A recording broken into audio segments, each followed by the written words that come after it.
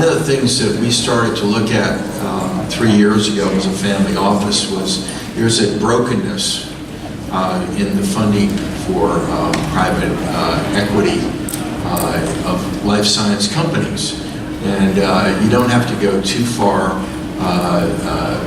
around to see people in the life science space, and you say, how did you cross the valley of death? You know exactly what you're talking about. Because if you ask the venture capitalists, do you do early stage funding? They all say, yeah. You didn't ask the right question. The right question is, what year do you get involved? And it's typically around year 3. And so what happens a year from the formation of the company, putting the IP in the company, forming the company, and getting it going to year 3? Well, that's the valley of death. And again, you don't have to explain that to the entrepreneurs. They've all been through it one way or another. And the only real way that right now is you get funding, for the most part, is family and friends. And that can take some really weird manifestations, which I'll let the panelists address a little bit down the road. But, you know, if you are a smart doctor, let's say, and you're hanging out in Silicon Valley and you hear all these wonderful big unicorn valuations and all, and you say, well, gee, I've got this product, and you go out to your family and friends and you put a $50 million valuation on it, and then 3 years later you go to some of your venture capital friends and say, wow, this is really cool. We could do a next round financing at $10 million. I think you see what the problem is. And a lot of the stuff is just not well managed at all. There is actually, one of the things that we uncovered was the biogenerator in St. Louis. And I think this will give a good context for some of the things that you'll hear this morning from the panelists. But it was set up by the McDonald family of McDonnell Douglas and the Danforth family of Ralston Purina. They sold it to Nestle. And they got together, and Danforth family had been very generous to Washington University, and Bill Danforth was the chancellor, and so he got Washington University put some money in, and got St. Louis University, Barnes Jewish Hospital, and J.P. Morgan, and they put $30 million together, and it was a budget of $6 million a year for each of 5 years. You get to the end of 5 years, and they had to do it again, so they raised a total of $60 million. They've invested $21 million in 75 companies. About 20 they've done a quick kill on. There's no sense in funding stuff. It's not going to, ultimately make it. But that has attracted $700 million additional capital, most of which would never have come in. And as we started talking to people, and people got very interested. And Joan was one of the first that we talked to, and says, "I get it." And we've been working very closely with Joan in terms of getting things going. And Sue Wyndham Bannister, we had I think I invited you down for a lunch, and didn't serve you lunch. We just talked for a couple of hours, and so I didn't feed you. But Sue has just been a delight to meet, and the panelists will introduce themselves. But Sue has been very connected, doing both as the first employee of the Massachusetts Life Science Center and building it out, and investing $750 million for the state of Massachusetts, which really has built Boston up in a very significant way, and now is working with BioLA. And I was very interested. I met Stephanie, who's doing some interesting work on entrepreneurship in the Bay Area here, and Nicole Washington. When I was down in Irvine, I was very impressed with what's going on. So I think we've got a really good panel. And, I think people are beginning to wake up, and the Valley of Death has been the big elephant in the room. No one wants to talk about it. Well, one of the things that I pushed, particularly as a title sponsor here, was that this is something we have to talk about. There's seats up here if you'd like, and that's what we're going to do exactly today. And what I'm very excited about is that, well, there was nothing going on 3 years ago because we went out and did the survey. There's a lot of stuff going on. I think you'd be impressed. So, Joan, can you kind of lead us off and tell us a little bit, introduce yourself, and then we'll go to some questions. Thank you, Chuck, and it's great to be here today. Just to put things in context, can I see hands? How many are innovator companies? Okay, and I'll assume the rest of you are investors. So, my name is Joan Kerber-Walker. I am the president and CEO of AZBio, which is the Arizona Bioindustry Association. We were founded in 2003, and since 2003, we have been focused on building Arizona's bioscience and life science ecosystem. That's come to the tune of over $18 billion in investment, private and partner and public, over the last 15 years, with the most recent being $1 billion for additional university research infrastructure in 2017. Arizona is one of the fastest growing bioscience sectors in the country for a number of reasons. Some of it is that investment. At the same time, the Valley of Death, okay, we live in the desert, so we absolutely know what the Valley of Death looks like.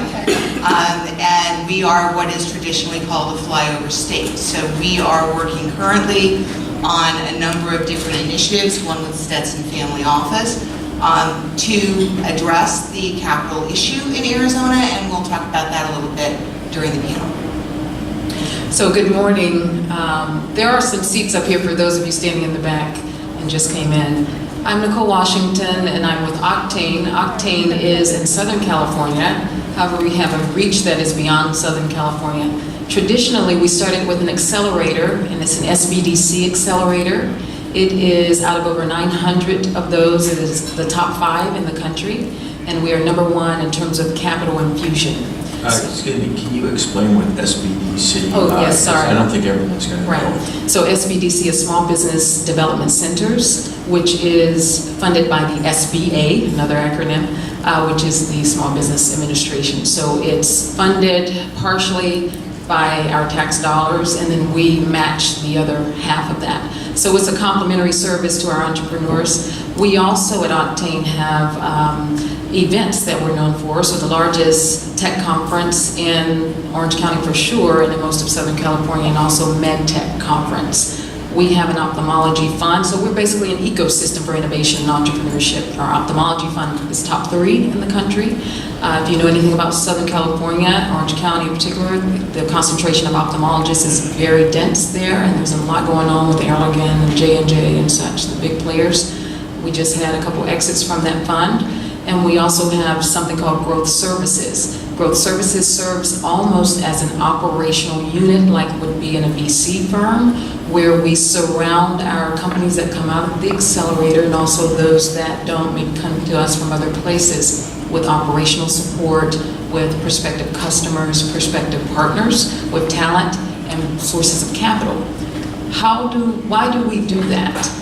Our network, our partners alone, make up over $240 billion in revenue, and they employ over 1 million people.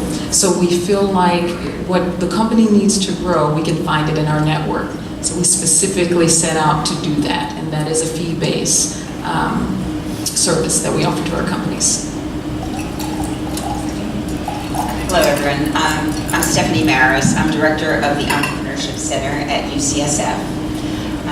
We have a suite of programs to train our scientists and clinicians on the business side of life science. They can have wonderful ideas, but maybe no one's going to pay for them, and maybe they don't have the right research underlying them to interest a partner or an investor. So my mission is to start companies out of UCSF Technologies. But I also will invite Berkeley, Stanford, and life science business community to join with us and participate in programs because there's a richness to having all those diverse sources interact. So I'm in a bit of a different situation than my colleagues at the table, which is I'm here in Silicon Valley. You would think that there is a lot of money that I can access. Guess what? I can't. I have no funds from UC or UCSF, but what I have is a great brand that everybody respects here. And so people will volunteer and they'll come and teach for me, they'll come and do presentations for me. I can basically get in to see any VC I want to. It's just our stuff's too early and they're not interested in investing. So we really have, often get stuck in the valley of death, and we have to be creative about looking for angels, family offices, one-offs, SBIR funds, anything that will come in before venture will come in. Because even though venture says we'll go early, they don't know what early means. Well, just on a quick question on that. QB3 is local here, but into San Francisco, they don't really help you at all. They're much more later stage, is my understanding. Is that correct? That's correct. There's also a fund that spun out of QB3 called NBC Capital or something like that, and they don't really invest in our companies either. They're later stage, more like. So this is something we haven't got everything fixed yet, but I think in particular, in my experience, and maybe there's a good segue over to Sue, is that you really need to have the mentoring of the entrepreneurs early on. And, I see that there was a lot of entrepreneurs here. I mean, and maybe I'll just sort of open up a little bit as a type of question. Having access to entrepreneurs has got to be helpful to get the right pricing, to get, your presentations together and all of that. So I think that could be, highly valuable. We'll drill down a little bit on that. But Sue, you've had a lot of experience in the entrepreneurship and all the stuff that you've been doing. Tell us a little bit about yourself first. Well, thanks. Thank you for having me, first of all, and good morning to everybody and Happy New Year. I really spent the bulk of my career working on market access strategies, competitive strategies for life sciences companies, writ large, biopharma, medical device, diagnostics, bioinformatics. But in 2008, I was asked to come and stand up and then lead an organization that was created in Massachusetts. It's called the Massachusetts Life Sciences Center. It was created to administer a $1 billion fund that the Commonwealth of Massachusetts created for the express purpose of transforming Massachusetts from a life sciences research hub to a real life sciences innovation hub. The key to that being, of course, to ramp up our startup activity and to really create the supporting platform in Massachusetts so that life sciences companies could grow, go really from discovery to commercialization. Without getting into great detail, because I hope to discuss this with my colleagues on the panel, but I will say that really key to that was that the Life Sciences Center is not just an investment entity, but it is also an entity that has done a lot of innovating in terms of new types of vehicles, new ways of funding early stage companies across the valley of death, because there are a number of places where we kind of hit a valley along the life cycle. And I think also really innovating new models of partnerships and collaboration, public-private, across the private sector, so that we really were building an ecosystem that is supporting the growth of early stage companies. So again, happy to be here. Thank you, Chuck. Good. I will say, since then, I left my role as the CEO of the Life Sciences Center in 2015. I have been advising other initiatives and am currently working with a new initiative in Los Angeles. I'd like just to go across the group, starting with Joan. What are you doing right now about the early stage funding in your area, and what are the needs? And as I recall, there's something like It's like 16 billion, I think, is going into Arizona. What's the number? Well, with the 2017 edition, we're looking at $19 billion. $19 billion, okay. So I think you've got a lot of good resources and structures there, but what's actually happening with the early stage, and what kind of funding is out there? I think the venture capitalists kind of went away, but I think now they're kind of beginning to come back. Is that what's going on? So, in Arizona, we have not had institutional capital with dry powder for a decade, which makes it almost impossible to syndicate deals locally. We have one of the top angel groups for life sciences in the country, Desert Angels, that is very active, but they have over time decided to syndicate regionally and nationally, so we don't get 100% share from them anymore. But to step back to ask, where is the money? One of my very dear friends who had an Arizona-based company, had a $600 million exit, made NEA very, very happy in 2014. He likes to say, good companies will always get funded. And that's true. If you've got the right combination and the right amount of luck, you will hook up with the right partners and get your company funded. However, and now I'm going to put my investor hat on, if I am an investor and I am filling out my portfolio and I can find a really good company that is 5 miles away, or a really good company that's an hour-and-a-half flight away, well, that's a pretty easy decision for me. So we needed to look at how did we address the problem of truly early-stage capital. In Arizona, we have a couple of programs. We have the Arizona Innovation Challenge. That is a grant, non-dilutive funding opportunity where we do $1.5 million twice a year to Arizona-based companies or companies that choose to say they'll be based in Arizona. And then in addition to that, we have the Flynn Life Sciences Entrepreneurship Program, which is again non-dilutive.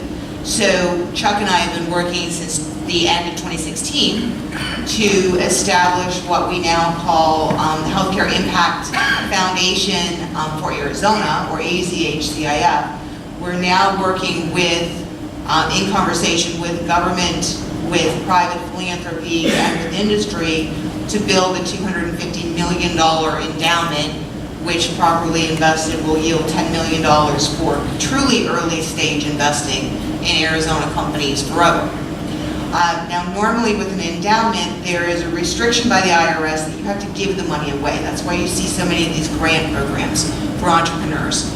And thanks to Chuck, we were able to get a special dispensation from the IRS that we could invest that money instead of give it away. So the portfolio will grow over time the way the Wellcome Trust has grown over time. And then we still needed a little bit more. So we went to the U.S. Department of Commerce, applied for a support grant, infrastructure support grant under their Seed Fund Support Program, and were awarded $300,000 just in December to help us move that project forward. Now, the challenge is that the EDA falls under the Department of Commerce, the Department of Commerce falls under the shutdown, so I'm still waiting to see the first check. But as entrepreneurs, I'm sure you're used to waiting to see the first check.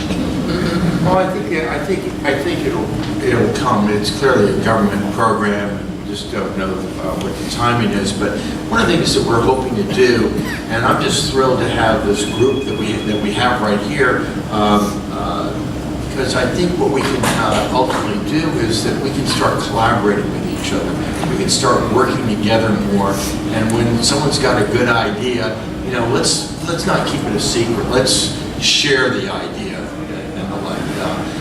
I was down, Nicole, your way, and I was very impressed. You see, Irvine,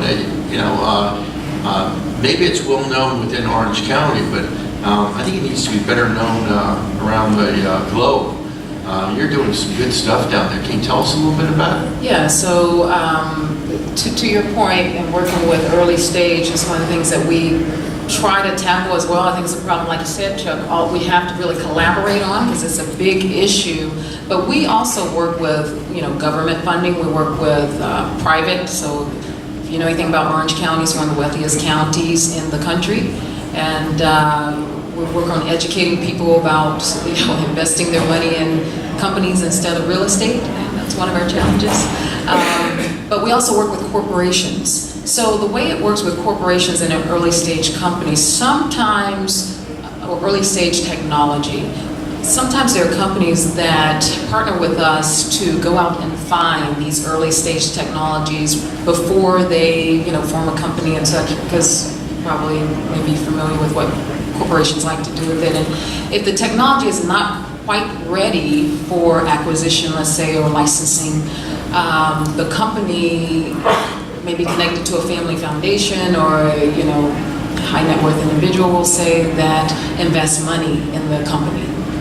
So the corporation may be connected to that entity to invest money in the company at the early stage to kind of get it through the valley of death. The other thing is training and education about SBIR opportunities.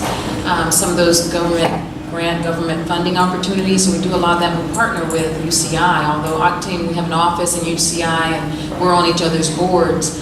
We do a great deal of partnering with their innovators, we call them, because we see a lot of innovation happening at the university. Problem is getting it out, getting it through the valley of death. And so we partner with them, with our operational arm, Growth Services, to do just that. So those are some of the things that we're doing in that space in particular. Well, so I got a question. This kind of came up earlier this morning in a meeting I was in. A lot of the tech transfer offices think they're doing a good job, and they get their lawyers in, and boy, they're going to protect the university 6 ways to Sunday. Yeah. But then they screw the investor. I think there's been a little bit of a change there that the tech transfers are realizing that they're screwing themselves inadvertently, and that some of the stuff is actually getting better. Do you have any window on that? Well, part of it is leadership, because I think most people might be familiar with the Stanford model. It's supposed to be a little bit more lenient, and that's why, innovations are generally better there. And a lot of the universities, including UCI, are trying to be more entrepreneurial friendly, but it's almost like they, you're playing both sides, right? Because they do have a vested interest in what they generate from the sale of the technologies, the licenses and all that. But they are understanding, and UCI has a very unique program where we have a CEO roundtable. So we have a very close relationship with the CEOs in the community. So does Octane, actually. And so we're doing a lot to that end, or beginning to understand the mindset of the companies better, so that we are a little bit friendlier when we look at licensing. We also have a relationship with a couple funds. So there's a couple funds that spun up around the university, and we work with those funds as well as working with the university. And because of that, the university is starting to understand better the mindset of investors.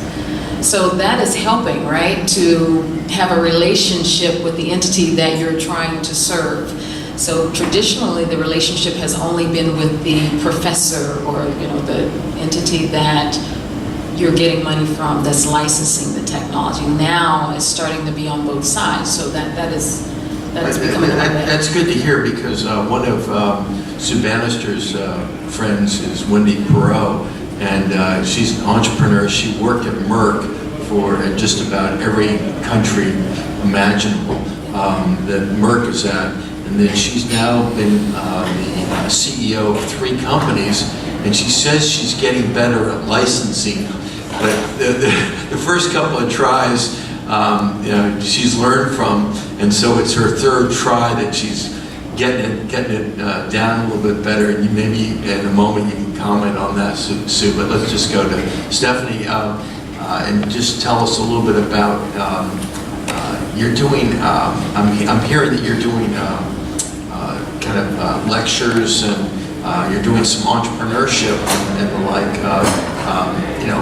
What can be done to kind of have you thought about how capital might be brought together. One of the things that I was always told when I was growing up is you can't bring coals to Newcastle, but I do them all the time. I've disproven that one, but everyone thinks you got that, San Francisco and Silicon Valley has money, as you were saying, but, can I see a little bit of it? If I had no autonomous vehicle, I could easily fund it, right? So are you part of the university itself, or will the university allow you to have an independent entity? So first a comment. I do not come from academia. I'm a business person who ended up at UC, and so I understand how investors think because they've been on my boards. I've been CEO, and I hopefully can bring some of that perspective to what we're doing out of UCSF. One of the, so yes, I teach, I have a class called Startup 101. I bring in like 24 guest lecturers from Silicon Valley to, really imbue the commercial mindset in our people. And one of the, I also am an SBIR mentor for the NIH, and I did that so that I could learn more about what they were looking for so that I could help my startups, and that's been very useful.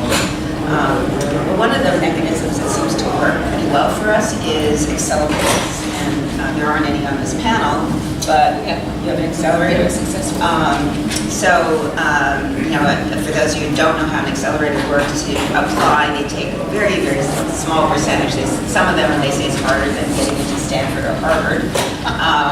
That's why C says that. They take equity, but they give money and training and a huge network in exchange for the equity. And that we've been pretty successful in getting into some of the top tier accelerators, and that really has made a difference for those companies that have come out of it, because once they come out, even they've given up some equity, they have a network that is to die for. So I'm not sure that answered any of your questions, but that's one of the ways. It's good. One of the ways. I think every place is going to be slightly different, and I think that's a good segue to use to.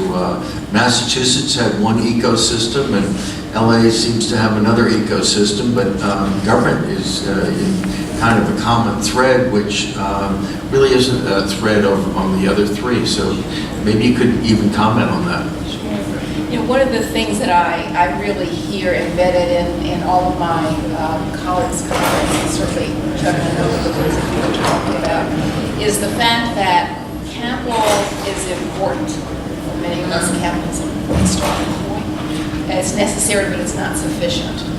That the issue becomes, and where I think we're seeing some of the most innovative models right now, is we need the capital, and we need to also invest in creating the environment, the ecosystem, so that that capital can work well. And that includes the right kind of infrastructure, accelerators, co-working spaces, incubating spaces. We need academics and academia to recognize their role as partners.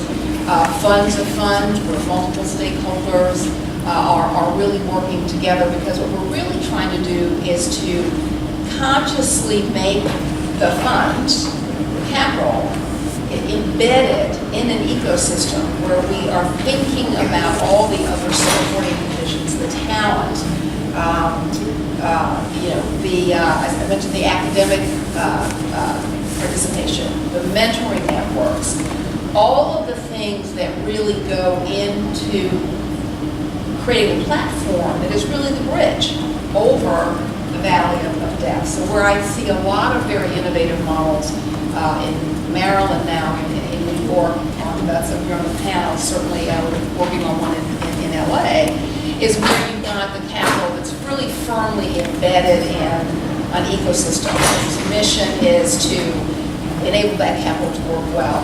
And a big player in all of this, it's often overlooked, is the role that the public sector can play as an active partner, not just as an investor, but also as a source of, or often the organization with the most responsibility for the training of the workforce, not only training the right kinds of workers.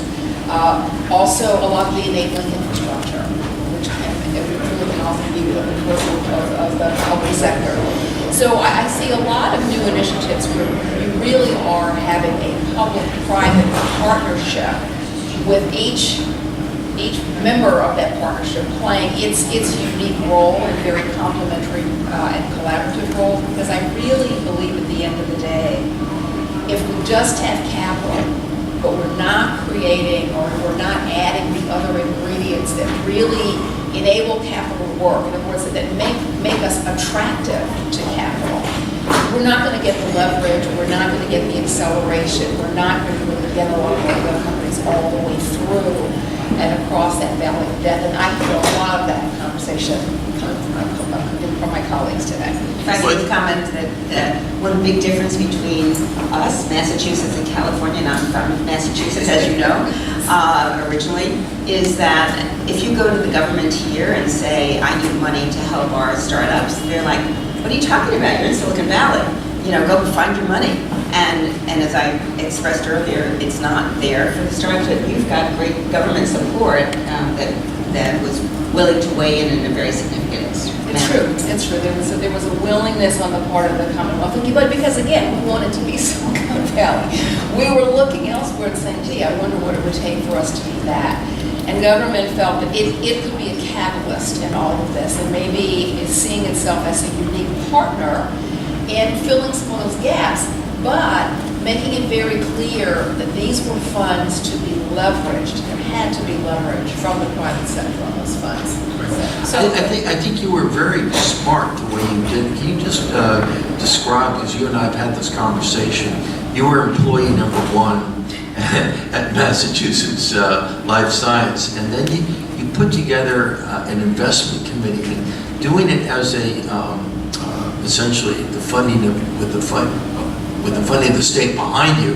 How did you avoid all the politics? Because you told me that story, but I think that if we're going to get down to public-private partnership, we have to insulate this from cronyism and corruption and everything else. And I think you had a very clever approach. Can you tell us a little bit about it? Well, we created what I called our bulletproof vest, which is really where that ecosystem comes into play, because we had top academics, VCs, so we had strategic and institutional investors, we had entrepreneurs, we had all of the key stakeholders from the life sciences community who were willing to give their time, not only to help generate deal flow, so as they were spotting interesting companies that would be too early for them, or they wanted to see proof of concept, and they were very willing to put in very significant money, or they were interested in mentoring a company, or maybe licensing technology, but again, they were looking for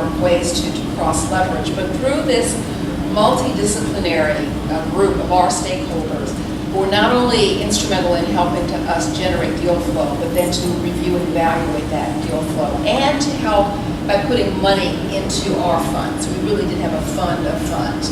And then really were willing to service a role of mentoring. So again, what we really did was to protect, if you will, from a lot of the political decisions. The other thing that the state did, which was very smart, is it set up a 501c3, an independent authority that was not beholden to all of the policies and the ways of doing business that govern the state, so that we really could function much more as a business entity. And again, I see a number of geographies that are starting to do that now, recognizing that there needs to be a separate entity whose mission is to drive that ecosystem growth, to create these unique partnerships, but in a way that can be protected from a lot of political influence. So I really have to say that multidisciplinary group, which became also then a catalyzing factor in growing our ecosystem, because all the members of the ecosystem were sitting there making decisions about what to do with that big fund, as well as adding to it and protecting us. So that's important. We have something similar at Octane, but to your point about public-private partnerships, Ohio did the same thing. I'm an Ohio Tech Angel, one of the largest angels in the country, angel funds, and we did the same thing there with Third Frontier. So it's very similar, a long time ago. It was probably before my time, but so that is a good way to work with folks. Now, we have also at Octane relationships with with family funds and such that are looking to co-invest at the early stage too. So that's where that collaboration, Chuck, with your groups comes into play. So, Can you talk a little bit about LA has a lot of people that think well of themselves. How did you manage that? Well, I really can't take any credit for this. Again, I will say that, I mean, we all know that Northern California has been something that we've all looked at, wished for, lusted after, however you want to put it, but we've all wanted to be Northern California. And the real question was, how do you get there? What's the strategy? Where do you need to target the investments? What are all the pieces that are in Northern California that can really enable this to happen? Can we replicate those? And if so, how, or can we at least catalyze some growth? Or can we come up with a model that fits where we are? So your neighbors in Los Angeles and Southern California have looked at San Diego, they've looked up here to the Bay Area. you have to say Orange County in that. Orange County. We sit right in the middle. That's right. And they also have said, why not us? And so just in September, really under the leadership of county governments, and Supervisor Mark Ridley-Thompson looked and said, you know what, we county government are going to see if we can get family offices, if we can get big industry to buy into this vision that we in LA could be a stronger life sciences ecosystem, and that we should stand up an organization that would be our focal point for bringing together all the members of our ecosystem. And so together with family offices, with big industry partners like Amgen, and county dollars and county resources and space and infrastructure investments, LA has stood up something called BioLA. It's very new. As I said, it was just announced in September, but it is really hoping to be a catalyzing entity, and it is creating a fund. Again, it's being funded by lots of these different stakeholders that will be embedded in that ecosystem. In other words, these are stakeholders coming together to say, we may make our own investments separately, but we realize that there's value to us through a fund of funds in identifying, selecting, funding, and supporting some of our really talented startups to really kind of help them move forward. So I'm not at all saying that the Bay Area is a great place to be. It is, but take a look at LA. I think it's going to be the next really interesting. And Orange County.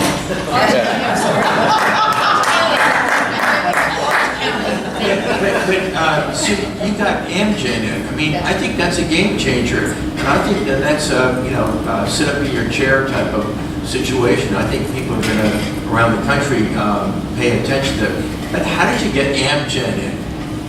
Well, look, what we know, and again, I don't want to take up too much airtime on the panel, but what we know, I think what all of you know as investors, and certainly those of you in startups, is the model of innovation now, especially in life sciences, is external discovery. The big companies cannot take it from the bench to the bedside. There's just no way. Too much failure, takes too long, too expensive. And so they look to the startup community as their next source of either disruption or something that enhances their current technologies or the next big thing that they will bring to market. And they very much want to be part of vibrant startup communities.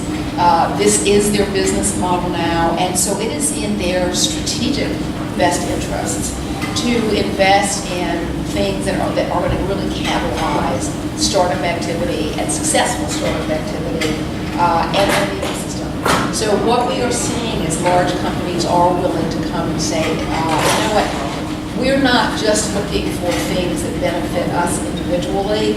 We realize all the benefits to us of being in a very active and vibrant startup community, and we're willing to financially support that, as well as support that in terms of mentoring, providing talent, providing work opportunities, et cetera. And I'm sure all of you are having those similar experiences.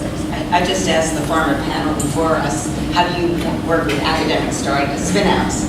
And several of them said, well, we like research collaborations. That's not what I'm interested in. and other parts of UCSF are. And I didn't get a lot of, sure, well, we're willing to work really early with you guys. So, it's kind of funny, we call this part of the country the Silicon Valley.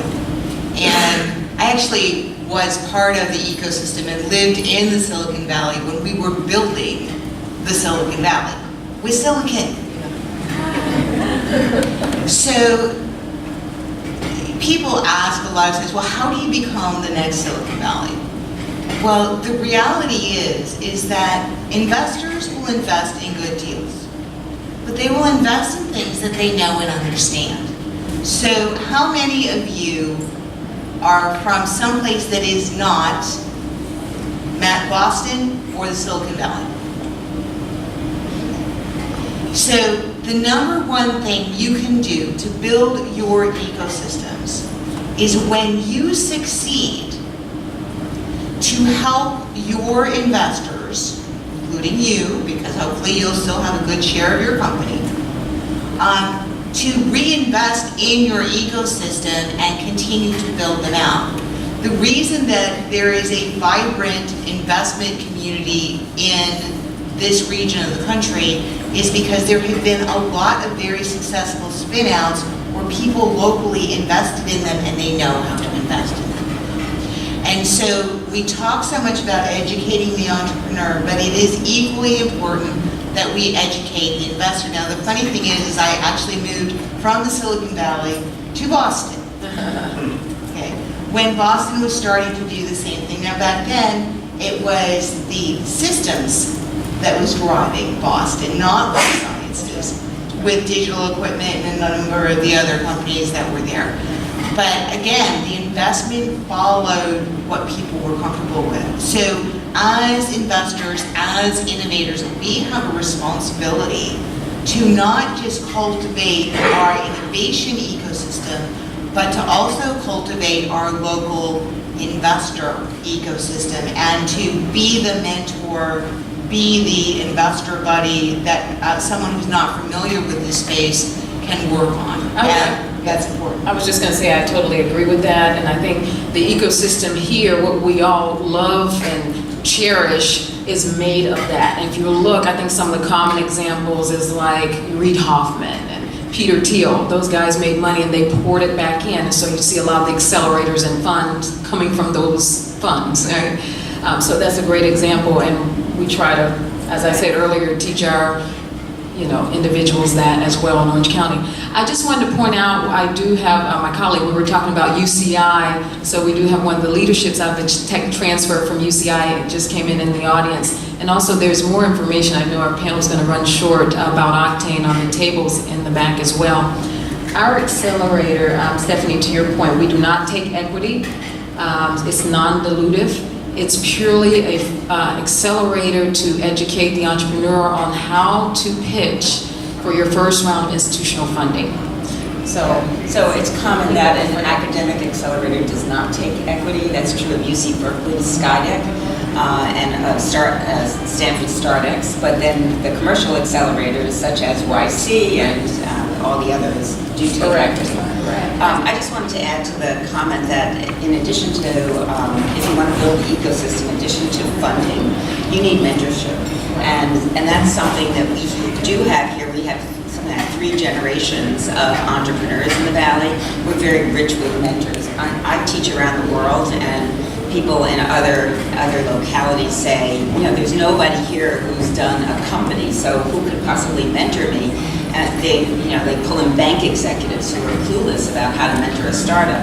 And so as you're building the ecosystem, you want to keep in mind you need to pull in the people who have done it before and have them work with the new companies. I think these are such good points, because often we talk about an ecosystem, but what we're really talking about is a cluster. And I like to say those are your assets. Those are the things you can count. This many companies, this many medical centers, this many incubators, accelerators. But an ecosystem is when all of these organizations and entities and people see themselves as a community and they work as such. So they work not just for their own interests, but they work for the greater interests of the community. It does, and often I think people worry that you can have an ecosystem if you are geographically diverse. I would argue not so at all. Again, it's a mindset, it's a sense of community, working together, giving back. And so I love all the comments about the need to really educate our investors about being part of the ecosystem, and certainly for entrepreneurs, making sure that you are embedding yourself in supportive ecosystem, because that will be very critical to your success and moving forward. We don't have much more time, but I'd like to see if we can get one or two questions. David? So I'd be interested among each of the panelists how investment decisions are made for seed capital. What is the diligence process? What is the makeup of the group that is making those investment decisions? How important are structures? How important are potential market sizes? Are there specific areas of life science that you focus on? Questions of that nature. I could try that one. So seed isn't that different than slightly later stage. You have to have something with a real market need that has a good size opportunity, or else it's just not interesting. And so you really need to put together a commercial plan before you go out for seed capital. It's not enough just to have the technology. The leadership team is very important. Do you have someone on the team that has done commercialization before? So if you don't have, the scientist usually is not the one, then you would go to someone on the advisory board or find someone to be on the advisory board for that. But leadership, I think market is very important. The market size. Product market fit. Yeah. Structures? You mean by Investment structures? structures? When we're looking at seed, and we tend to lump things into categories. Okay, there's the very early proof of concept. I need $50,000 for a mouse model. That is really different than I need my first $1 million to hire staff and begin the commercialization process. So for a small med tech company. So when you look at the continuum, you can't put it all in a bucket. But what you do need to look at is what are the fundamentals of the business at each stage. And will this capital strengthen the fundamentals of that company to get to the next stage? And if the answer is that they don't have the balance of the fundamentals and this money is not enough to get them there, then it's probably not a good investment. On the other side, if they have the right scientific pieces, they need a mouse model, and they're trainable and coachable once they get that proof of concept, then you may make some exceptions. So it really depends how early the company is. And then as they start to move through the segments, the other thing that we do with the Arizona Innovation Challenge is we actually use our existing angel network, our existing strategic, we have Medtronic and Celgene and a number of companies in Arizona. We pull in the strategics, we pull in the existing investors. They actually go through the due diligence process before we grant. These are small grants, $150,000 to $300,000 at that early stage, which can be very important. But we use the ecosystem. We use that community of people, and then we know that we have to allocate X amount of time on our calendar every half to go through this process where we're looking at these companies, and then we work very closely with the incubators also. To answer your question, convertible note is what we prefer at the seed stage. So it converts on the A into equity at a discount. If we're running out of time here, but I think the panelists might be available outside afterwards. I think there might be some further questions. But I think there's kind of a segue here, because one of the things that we've found as we've been studying the system, and I was actually surprised. I didn't really, I knew the first angel, Hans Severns, in 1982 when he was here in San Francisco. He died in 2004, but he started the Band of Angels, and I think we all said good luck. Now 13,000 angel investors in 260 groups, and I was stunned as I was listening, and I've joined the Mid-Atlantic Bio Angels, which is in the next panel, because the amount of due diligence. Here are people putting $100,000 to $200,000 of their own money in. The expertise around the table is just stunning. And so that's a good segue to our next panel of how family offices who have none of this can work with angels that have all this stuff. Family offices have some money. They're very disorganized, but we've been pulling them together, and we now have 250 plus. It was really 2018 was our first year. We had 250 plus family offices meeting, and they meet quarterly in 18 cities, in 6 countries and 3 continents. Things are really starting to happen, and I think you're going to see some really cool stuff happening. So let's give the panelists a good hand. Thank you very much, panelists.